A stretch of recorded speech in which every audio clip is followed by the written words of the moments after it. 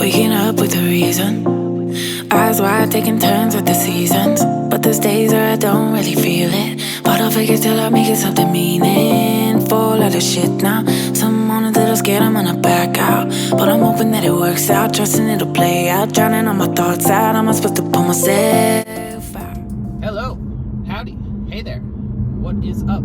Today we are taking a road trip car review in the 2020 Lexus LC500H. The LC stands for Luxury Coupe. The 500 technically stands for the 5-liter V8 that's available in this car. And the H stands for Hybrid, which is the variant that we have, packing a 3.5-liter hybrid V6 with about 354 horsepower. So starting with the styling of this car, it is absolutely impossible to miss going down the road. It's the closest thing to a concept car that anybody's put out in recent memory. They stuck very close to the LC concept that they debuted, and it was a home run, and the LC itself, when it debuted, was a home run. It's one of the most beautiful cars I would say Lexus has ever made, and is one of my current favorite designs of all cars that are out on the market today. It really packs above its weight with features, with interior quality, with driving dynamics. This car is really pretty impressive no matter which way you slice it. And this hybrid here is a little different, but still has all of the visual cues that you're looking for from the LC, minus the loud, burbly V8. But in this $500 optional flare yellow paint, regardless of how quiet this car is, it's going to stand out and people are going to pay attention to it. You will absolutely send people to the chiropractor as they break themselves in two trying to whip around and get a closer look at this thing as it goes down the road. It's the closest thing I would say Lexus has put out to an exotic since the LFA, and this car is a lot more attainable. Starting around $100,000, it's actually affordable for some people. It doesn't sit in the almost $500,000 category that a lot of the LFAs sit in right now, and you'll probably never see an LFA out on the road, and you'll probably never see an LC. But when you do, it's quite the occasion. I've seen only a couple out in the wild, and every time I do, even though I work with them all the time and get to spend a good bit of time in them, they still catch my eye. All the available color options for this car are phenomenal, and it really accentuates the styling. And the styling is one of the biggest points and purposes of this car. It looks fabulous. It's very tastefully styled. You have nice blended smooth lines that accentuate the curves of the vehicle. Everything kind of rounds out in the back. You've got this floating roof that looks like it's almost rushing into the body lines. It's really amazing what they did with the styling of this car and how they were able to keep it so close to the concept that they put out. A+ to Lexus for that one, and for making a car that is worthy of being a halo. As people drive by, they want to know what it is. They want to talk about it. They want to see it. They want to hear it. They just want to spend time with it. And that's exactly what your highest position car should do. It should encourage people to look more into the brand, to try and understand a little bit more about what your ideals are and what a true performance car is to Lexus. And this, even though it's not the big snarly V8 that everybody really likes, I think it shows the technical prowess and what Lexus is actually capable of right now. We kind of got down on it a little bit when we first got it because it wasn't the big 475 horsepower V8. It was the smaller 3.5-liter V6 with about 100 less horsepower. But with the hybrid response and with the extra torque that's available from just about anywhere, this car feels pretty quick in any situation. It's not going to blow you away with straight line speed. It's not going to suck you into the seat with the massive amount of power that it makes, but it's going to have more than enough to get you down the road comfortably and to go carve up a canyon if that's what you want to do with it. Most of the time, this is going to be used more like a Grand Tourer. It's soft, it's comfortable, it's big, it's pretty heavy at about 4,500 pounds. But when you're chucking it around a canyon, it feels surprisingly light. It comes around to your inputs and is able to get down the road in a, quite frankly, pretty shocking manner for the size of this car. You don't expect it to be as nimble and as light feeling as it is. It definitely feels like it's on its toes, which is really kind of nice when you want to go take it out and enjoy a back road with it. This is a car that revels in the details. It's one you really kind of have to spend some time dissecting, really playing with all of the little things and opening up all the panels to really get a firm appreciation for. There's all kinds of different materials wrapped throughout the interior and exterior of this car. You've got aluminum, carbon fiber, Alcantara, leather, just about anything you would expect in something of this price caliber, and even in things well above its price caliber. There's many cars I've tried over the $105,000 asking price of this vehicle that don't feel anywhere near as nice. It is bomb shelter quiet in here. It's super smooth going down the road. The adjustable suspension can stiffen up, but it never gets to the point where it feels bumpy or jolty. You can ride down the road pretty comfortably in any mode that you're in. It's really made to be a grand tour, to go out on long cruises, to just gobble up the miles. And that's one thing that the hybrid does very, very well. A lot of people will claim V8 is the only way to have this car, but for somebody who's more concerned about gas mileage, this is going to be the way to have this car. I've managed to average right around 30 miles a gallon my entire 5-hour trip here. We've gone about 400 miles, and I haven't had any issue with MPG yet. When you fill this car up, it has almost a 600-mile range out of the tank. It can be a little costly to fill up, but when you do, you get to go forever in it. And that's something that's really nice, as opposed to the lucky that you would be to get about 17 or 18 miles a gallon in the V8 version of this car. So if you do go out and go on long stints grand touring, you want a good road trip car, this might actually be a little bit better than the V8 and suit your needs more surprisingly than you would expect it to, even though it is the hybrid choice. Lexus has put a lot of time and effort into making this hybrid devastatingly good. It is phenomenal to see the peaks that Toyota and Lexus can come to with their hybrid technology. They're one of the best in the business at making hybrids that are not only reliable, efficient, but are fun to drive. And this one is no exception. This LC here has been a joy to drive for the last 5 hours. I cannot believe I'm fortunate enough to spend this much time in it to begin with. And I have really enjoyed trying to find all the little things inside of here. Like I said, it's a details car. You have to pay attention to all of the little things it has. And this interior is chopped full of them. You got piping on just about everything. You have contrast stitching. You have Alcantara on the seats, on the door panels, and it comes in spades. The optional sport seats in these are wrapped almost completely in Alcantara, all the way down the middle and up the backs of the seats. You have 8-way power adjustability on both sides. They're heated and ventilated and quite comfortable. The bolsters are pretty snug. I, as a smaller guy, fit in and feel pretty good in this car, but somebody who's a little larger might find a little bit of a problem with the snugness of the hip bolsters and of the chest bolsters. They give me a nice tight hug, and I love that, but somebody who's a little larger might not. So let's talk rear seat room and cargo space. I have enough space behind my normal seating position for a clipboard. People with real legs could probably not sit in the back seats. They are for storage and for insurance purposes only. If I tried to even sit behind my current driving position, my knees would be smashed so far into the back of the seat, you could see them from the front. So it's something that you really aren't going to use as a practicality thing, but it is nice to have the space for maybe a couple bags or a couple backpacks or something. And then in the trunk here, you've got a little bit of a high entryway into it, and to drop things in, you've got decent space in the back. You could fit a couple travel bags, but it's not cavernous as far as storage goes, inside or outside by any means, but that's not what you get this car for. It's just a little bit of a surprise seeing how large it is that there's not a ton of storage space. But you have plenty of cabin space sitting up here. I have room to move myself around, yet armrests fall right where I would want them to. My arms sit on the door quite comfortably and then sit over the center console and can hold the steering wheel from any position. It's something I really like because I like to have a nice, comfortable seating position for when I take these long road trips. So let's talk features and usability. Most everything in this car is done through Lexus's Inform system.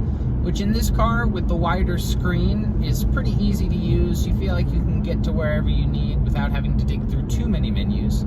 The mouse pad system is a little bit weird to get used to at first, but with the tactile feedback and the good bit of space in this car, it's actually pretty easy to go flip-flopping through menus. And if you've been in any modern Lexus, this car should be actually pretty easy to use. Comes with Apple CarPlay and Android Auto, so you should be able to put your phone up in there no matter what your device is. And you have this beautiful center gauge cluster that is LFA inspired, moves over to the side and can display your data over in the side part of the gauge and in the center of the gauge as well, depending on how you have it set up. It's a great way to display a good bit of information, and even when it's in the central position, you feel like you have access to absolutely everything that you would need to know about the car. You can see what the motor's doing, you can see where your RPMs are at, you can put on any of the available central gauges for a G-force meter, for a trip computer, for your tire pressure monitor, trying to pay attention to whatever this car will do, because it does a lot. It's very fun to just configure the gauges and change the colors of the tachometer with the different modes and impress your friends when you tell them that the entire gauge cluster will move over to the side. Even though it's not something that is super crazy or cutting edge like it was on the LFA back in the early 2000s, it's still very impressive today and a nice little piece of check this out. So what's it like to drive the coolest Lexus since the LFA? It is awesome.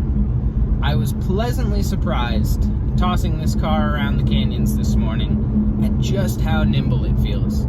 It's really impressive to me how the weight just seems to disappear. The car will rotate pretty freely, and with the electric hybrid assist, you can control a little bit of rear steer pretty easily if you start getting the back end to move. It's very easy to modulate, very easy to put the exact amount of power you need into accelerating through a turn and finding your apex. You can really just stomp on it and it will pick up and go from just about anywhere. It's nice for mid-corner acceleration or for when you're trying to just make a quick pass on a tight road. So $105,000 for a Lexus. For a slightly impractical, mostly for fun and grand touring two-door. I approve, and here's why it's an absolute bargain as it sits. Most of its competition sits in a price bracket that starts around $150,000 to $200,000. So already Lexus has come and undercut a lot of the competition while maintaining quality.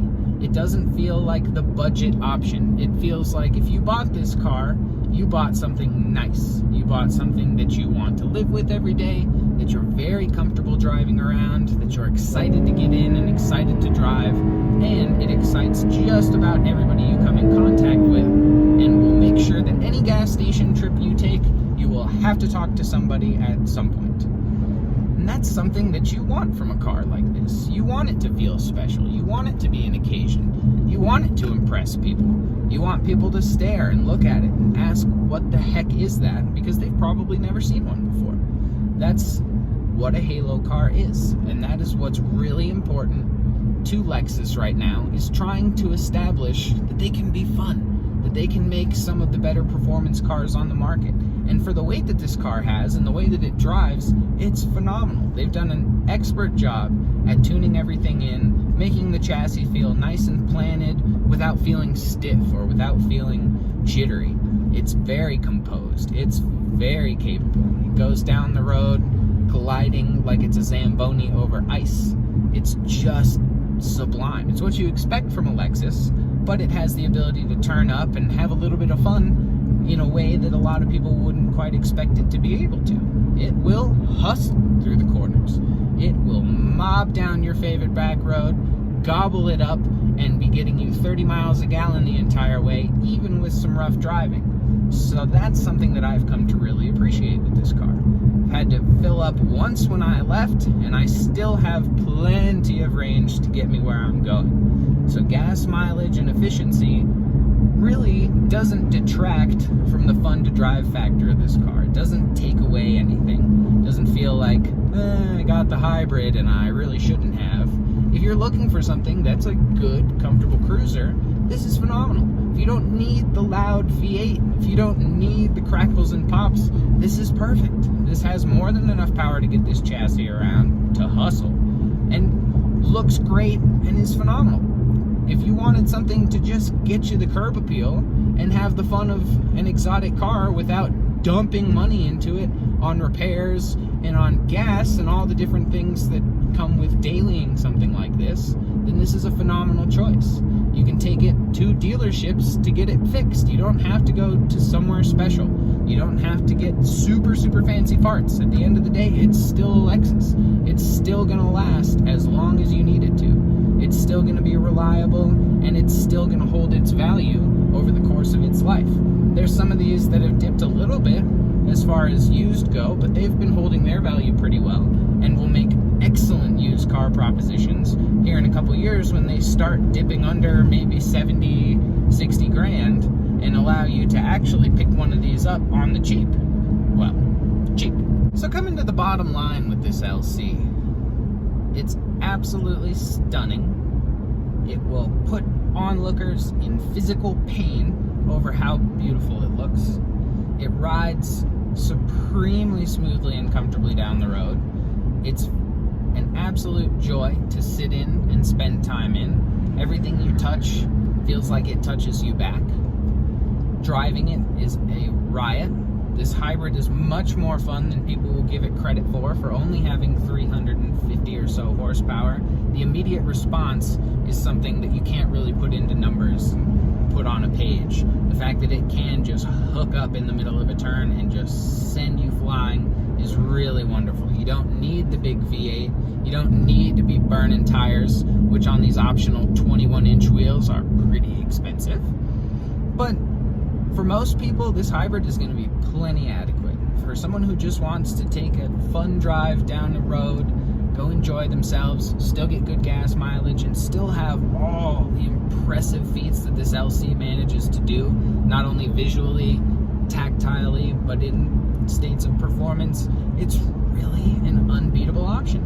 It's underpriced compared to a lot of its competitors, where you may get a more prestigious badge, but I would counter to say that you don't get anywhere near as prestigious of a product. This Lexus is better engineered than a lot of those things, has had a lot of time spent on trying to make it refined, trying to make it feel smooth and classy, yet still be fun and sassy. It's a car that anybody I have talked to would give a left leg to just spend 15 minutes driving, much less the 8 or so hours we've put into it. So it's a car that is really special for Lexus. It's almost as cool as the LFA for just the presence that it has going down the road. And even after seeing it for hours and living with it and parking with it, I still break my own neck going out to the parking lot to look at this thing. When I'm filling it up with gas, I can't believe I'm driving it. It's the coolest Lexus that they currently make, and it's attainable. Maybe not for me, maybe not for you, but for somebody who can make that kind of money, which 100 grand for a car really in this day and age is not that much. Yes, it's really expensive. Yes, it's 6 figures, but when you think about cars that go well into the 7 and sometimes 8-figure range, it's very easy to get out of control with this stuff. And Lexus has made a product that appeals to, I would say, just about everybody. It looks great, it feels great, it drives great. And once you've spent a little bit of time behind the wheel with either the V8 or the hybrid, you really can't go wrong. The hybrid, with its ability to just turn off even at 85 miles an hour and just be running completely silently down the road, is something your buddies aren't going to expect after they hear the wail that this thing will put out under full tilt. So it's something to definitely look into a little bit more. If you've never seen one, keep an eye out. They're very cool. We definitely can't miss them. And if you do have the opportunity to buy one, go ahead and try it out. Go ahead and see what you think, because most people think Lexus equals old and boring, but this car is more technologically advanced than a lot of its competition. It is far from boring. It's still composed, still reliable, still wonderful, everything you want a Lexus to be, but It's fun, it's modern, it's striking. It's something that draws conversation. It makes people talk. It makes people think. It makes people question their preconceived notions about Lexus.